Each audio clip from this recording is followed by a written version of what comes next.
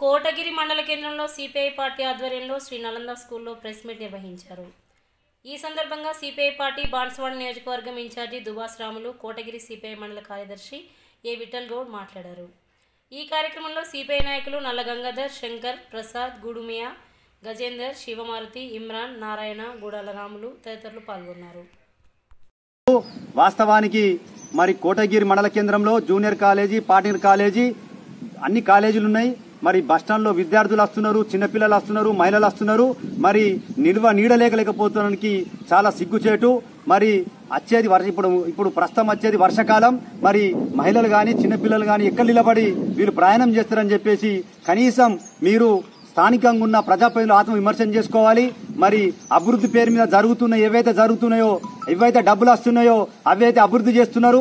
మరి ప్రజలకు అవసరమైనవి మీరు ఎందుకు చేయకొచ్చారని చెప్పేసి, నిర్లక్ష్యం ఎందుకు వహిస్తున్నారని చెప్పేసి ఈరోజు సిపిఐగా డిమాండ్ చేస్తున్నాం.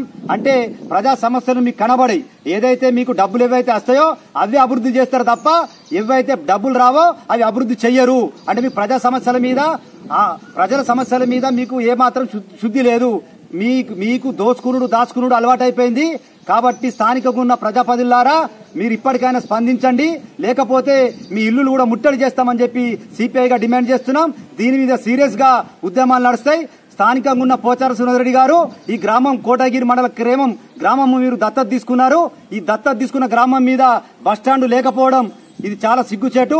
ఇప్పటికైనా మీరు స్పందించి వెంటనే మరి 15 లక్షల ఫండ్ ఏదైతే వచ్చిందో దాని నిర్మాణం చేపట్టాలని చెప్పేసి సిపిఐగా నేను డిమాండ్